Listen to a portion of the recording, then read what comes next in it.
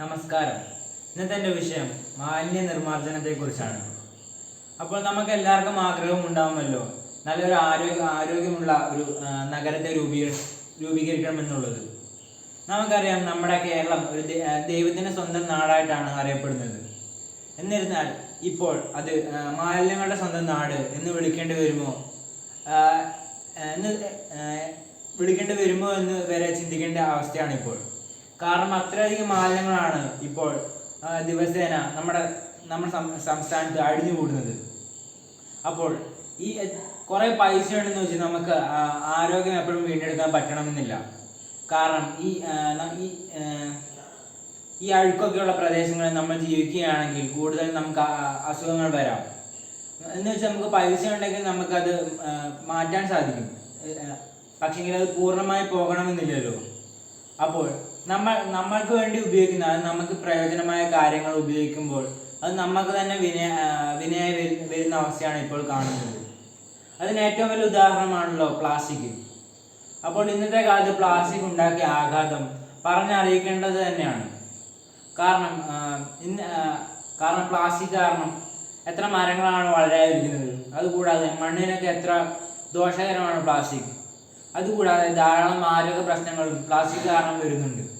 അതെങ്ങനെയാണെന്ന് വെച്ചാൽ, പ്ലാസ്റ്റിക് കത്തിക്കുമ്പോൾ അവയുടെ ഗ്യാസ് നമ്മൾ ശ്വസിക്കുകയാണെങ്കിൽ അവ കാരണം ക്യാൻസറും അതുമായി ബന്ധപ്പെട്ട ധാരാളം അസുഖങ്ങളും ഇന്ന് നമുക്ക് പിടിപെടുന്നതാണ്. അപ്പോൾ ശരിക്കും നമ്മളൊന്ന് കടന്ന് ചിന്തിക്കുകയാണെങ്കിൽ ഇവിടെ പ്ലാസ്റ്റിക് അല്ല വില്ലനായി വരുന്നത്, നമ്മൾ മനുഷ്യർ തന്നെയല്ലേ. കാരണം ഈ പ്ലാസ്റ്റിക്കുകളൊക്കെ അലക്ഷ്യമായി വലിച്ചെറിയുന്ന നമ്മൾ തന്നെയല്ലേ ഇവിടെ വില്ലൻ. അതായത് നമ്മൾ പുഴയിലേക്കും കടലിലേക്കും അതുകൂടാതെ നമ്മൾ കാണുന്ന സ്ഥലത്തേക്കൊക്കെ പ്ലാസ്റ്റിക് വലിച്ചെറിയുന്നു.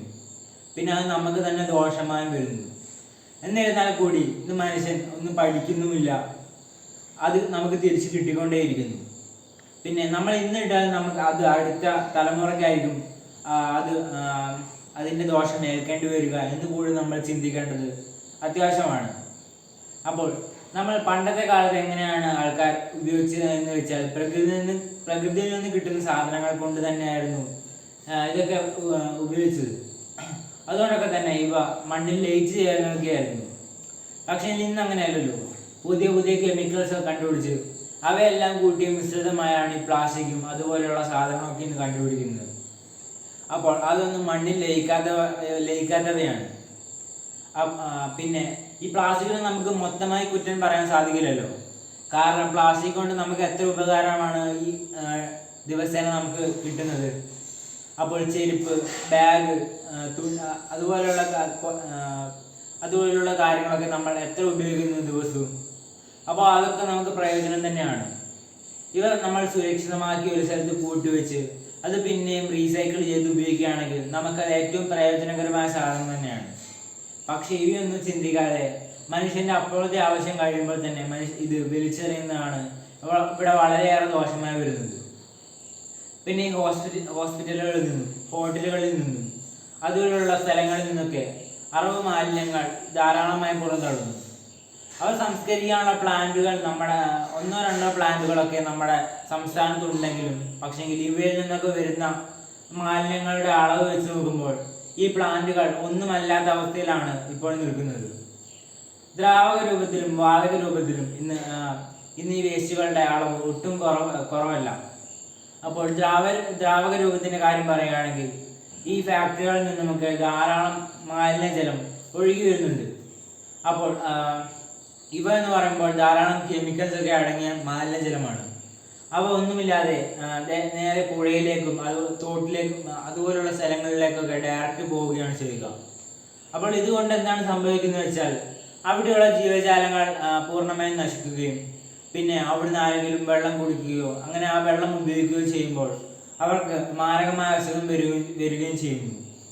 നമുക്ക് ഇതിന് ഏറ്റവും വലിയ ഉദാഹരണമാണ് കോഴിക്കോടുള്ള ചാലിയാർ പുഴ. അപ്പോൾ ഇത് മാത്രമല്ല, ഇത് ഏറ്റവും ഫ്രണ്ടിൽ നിൽക്കുന്നത് മാത്രം. ഇന്ന് നമ്മുടെ കേരളത്തിലുള്ള 44 നദികളും ഇന്ന് ഈ അവസ്ഥയിലാണെന്ന് വേണമെങ്കിൽ നമുക്ക് പറയാം. അപ്പോൾ ഇത് ഇനി തിരിച്ചു പിടിക്കാൻ പറ്റുമോ എന്ന് ചോദിച്ചാൽ, നമ്മൾ ഒന്ന് പരിശ്രമിച്ചാൽ മാത്രമേ ഇതിന് നമുക്ക് തിരിച്ചു പിടിക്കാൻ സാധിക്കൂ എന്ന് വേണം നമ്മൾ പറയാൻ. പിന്നെ നമ്മൾ ഈ കൃഷിയെടുത്തൊക്കെ ധാരാളം കീടനാശിനികളൊക്കെ അടിക്കുന്നുണ്ടല്ലോ. അപ്പോൾ അതും ഈ നമുക്ക് തന്നെ തിരിച്ചടിയായി വരികയാണ്. കാരണം ഈ കീടനാശിനികളൊക്കെ ഡയറക്റ്റും പുഴയിലേക്കും തന്നെയാണ് ഒഴുകി പോകുന്നത്. അപ്പോൾ അതെന്ന് പറയുമ്പോൾ വളരെയേറെ വിഷമായ സാധനമാണ്. അത് മനുഷ്യ ശരീരത്തിലേക്ക് എങ്ങാനും എത്തിയാലോ, അതായത് മറ്റുള്ള ജീവികളിലേക്ക് പോയാലോ വളരെയേറെ ആപത്ത് തന്നെയാണ്. അപ്പോൾ ധാരാളം അസുഖങ്ങളും അതുമായി ബന്ധപ്പെട്ടും വരുന്നു. പിന്നെ അതുകൂടാതെ വാതക രൂപത്തിലും ഇന്ന് വേസ്റ്റ് അത്ര കുറവല്ലല്ലോ. നമുക്കറിയാം ഈ ഫാക്ടറികളിൽ നിന്നും, അതായത് പിന്നെ ഈ വണ്ടികളിൽ നിന്നും, അതുപോലെ തീയിൽ നിന്നും അതെല്ലാം ഈ ഗ്യാസുകളൊക്കെ വരുന്നുണ്ട്. Carbon monoxide, carbon dioxide, methane, പിന്നെ ക്ലോറോഫ്ലോറോ കാർബൺ എന്നിങ്ങനെ വാതകങ്ങളൊക്കെയാണ് ഇതിൽ ഏറ്റവും വലിയ വില്ലനായി വരുന്നത്. ഇവ അന്തരീക്ഷത്തിൽ പുതപ്പ് പോലെ നിൽക്കുകയാണ് ചെയ്യുക. അപ്പോൾ സൂര്യപ്രകാശം ഭൂമിയിലേക്ക് എത്തി അത് തിരിച്ചു പോകാതെ ഭൂമിയിൽ തന്നെ തിങ്ങിക്കൂടി നിൽക്കുകയാണ് ചെയ്യുക. അപ്പോൾ ഇങ്ങനെ നിരന്തരമായി ഇങ്ങനെ ചൂട് കൂടി വരുന്ന അവസ്ഥയിലാണ് നമ്മൾ ഗ്ലോബൽ വാർമിംഗ് എന്ന് പറയുന്നത്. അപ്പോൾ ഈ ചൂട് നിരന്തരമായി കൂടി വരികയാണെങ്കിൽ പിന്നെ മനുഷ്യന് നിലനിൽപ്പില്ലല്ലോ. മനുഷ്യന് മാത്രമല്ല, ഒരു ജീവികൾക്കും നിലനിൽപ്പില്ലല്ലോ. അപ്പോൾ ഇത്രയും വലിയ ആഘാതം വരാൻ കാരണം നമ്മൾ മനുഷ്യർ തന്നെയല്ലേ. പക്ഷെങ്കിൽ ഇപ്പോൾ ഈ ഇലക്ട്രിക് വണ്ടികളൊക്കെ കണ്ടുപിടിക്കുന്നതുകൊണ്ട് തന്നെ ഇതൊക്കെ കുറഞ്ഞു വരുന്നതാണ് ശാസ്ത്രജ്ഞന്മാർ കണ്ടുപിടിച്ചിരിക്കുന്നത് എന്ന് പറഞ്ഞുകൊണ്ട് ഞാൻ പ്രസംഗം നിർത്തുന്നു. നന്ദി.